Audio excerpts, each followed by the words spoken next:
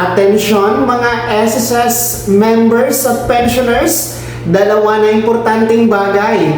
Mangyayari po bukas, February 27, 2026, araw po ng Biyernes. Dapat alam nyo ito dahil kailangan na aware kayo dito para mga benepisyo protektado. Mamaya-maya, i-discuss natin. Hello mga ka-vlogs! Welcome dito sa aking YouTube channel. Magandang araw po sa lahat ng mga manonood. Saan po kayong dako sa mundo? Kumusta mga ka-vlogs? So eto no, dahil nga po bukas ay huling araw o last working day ni SSS, kung saan meron po tayong dalawa na importanteng bagay na mangyayari bukas na dapat alam po ng ating mga miyembro at pensyonado. Mahalaga ito mga ka-vlogs, no? Dahil sa pagiging miyembro at pensyonado, dapat talaga na aware kayo dito. So ano-ano nga ba ang dalawang importanteng bagay na ito? Una po, bukas ay gaganapin po ang e-SSS Eskwela Webinar Episode 2, no? Kung saan yan po ang pangalawang episode, karugtong noong January na episode 1 na ginanap din po, no? Pero magkaiba lang ang topics. So, para bukas, meron tayong tatlo na topics na mapag-uusapan during the e-SSS Eskwela Webinar Episode 2. No? Una po na topics na inyong matutunan at makukuha bukas, ituturo sa inyo kung paano nga ba mag-create o paano nga ba kumuha ng SSS number, no? Para sa mga baguhan pa lamang sa SSS, no, kailangan mag-generate o magkuha ng SSS number. Ituturo yan sa inyo.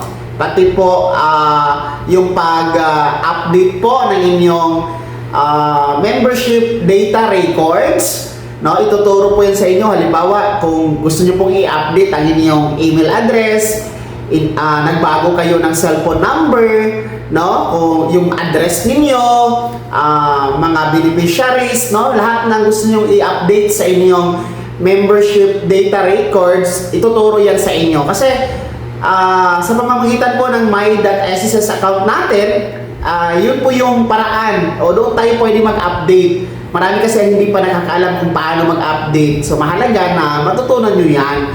Pati po yung pag-generate po ng payment reference number or PRN, no, sa pagbabayad ng ating mga babayarin kay SSS, no, gaya po ng SSS loan natin, SSS contributions, no, sa pagbabayad kasi natin kay SSS cashiers o yung mga accredited payment partners ni SSS, kailangan tayong mag-present o mag-generate ng PRN or payment reference number. Gamit din po ang ating MySSS account, doon tayo pwede mag-generate ng PRN. And marami din po ang hindi pa nakakaalam kung paano ito i-generate. So, isa din po yan sa ituturo bukas at i-discuss na topic, how to generate the PRN, mga ka-vlogs. Pangatlo, na mapag-uusapan bukas, no, during the e-SSS Eskwela Webinar, ay tuturuan kayo kung paano nga ba kumuha ng My SSS card. So, ang ating My SSS card, ito po yung valid ID and at the same time, ATM card na din po natin. Ito po yung pumalit sa nawala na o na-stop na SSS ID and UMID, mga ka-vlogs, no? Kasi yun ay wala na talaga yun, no? Ang pumalit itong My SSS card, which is 2-in-1 na po siya. ATM card and valid ID. Okay? So, ituturo yan sa inyo kung paano kumuha yung mga wala pang SSS ID at bagong mga miyembro ni SSS. So, bukas, magsisimula ang webinar na yan, alas 8:30 ng umaga hanggang alas 12 ng tanghali lang. So, nasa 3 oras lamang, no? Ang webinar na yan, marami kayong matutunan. Online lamang yan sa pamamagitan po ng Microsoft Team or MS Team, mga ka-vlogs. So kahit nasa abroad kayo, nasa trabaho, nasa bahay, pwede kayong mag-join kasi online lang naman. Okay? Para sa mga interesado, mag-register at sumali bukas, libre lamang ito, walang bayad.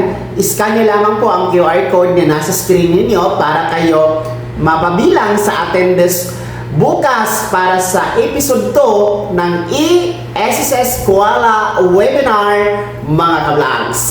Pangalawa na importanteng bagay na mangyayari bukas, araw ng Biyernes, February 27, 2026, deadline po, no? Huling araw para mag-comply ng Annual Confirmation of Pensioners or SSS ACOP. Ang atin pong mga pensyonadong merong buwan ng kapanganakan o nagbe-birthday nitong buwan ng February. Ano mang petsa, from February 1 hanggang February 28, no? At ang edad, 80 years old pataas, kayo po ay required na mag-comply ng ACOP ayon sa SSS Circular Number 2023-013, yung may subject na Revised Guidelines for Annual Confirmation of Pensioners or ACOP program, mga kablags. Tandaan ninyo, huling araw na bukas, no? Dahil Sabado na ang February 28, walang bukas o karamihan sa mga branch ng SSS sarado kapag Sabado, kaya bukas talaga ang huling araw, kaya magmadali na po kayo mga hindi pa nag-comply ng ACOP, no? Mag-walk-in na kayo, simulan nyo ngayon o agahan nyo bukas, no? Punta kayo sa pinakamalapit na SSS branch sa inyong lugar, no? Mag-fill up agad kayo doon ng ACOP na form, tapos i-comply nyo na ang inyong ACOP. Yung mga nasa abroad po, no? Pwede pa din po kayong humabol, ha? Sa pagpapa-ACOP through video conference. Mag-set muna kayo ng online appointment kay SSS, no? Via your My SSS account.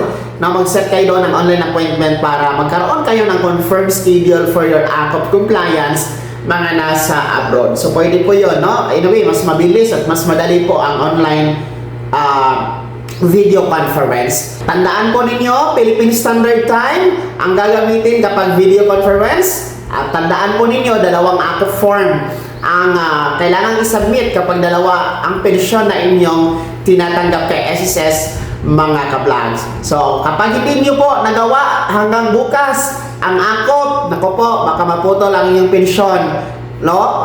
Ngayong Marso or by April, wala kayong matatanggap na pensyon.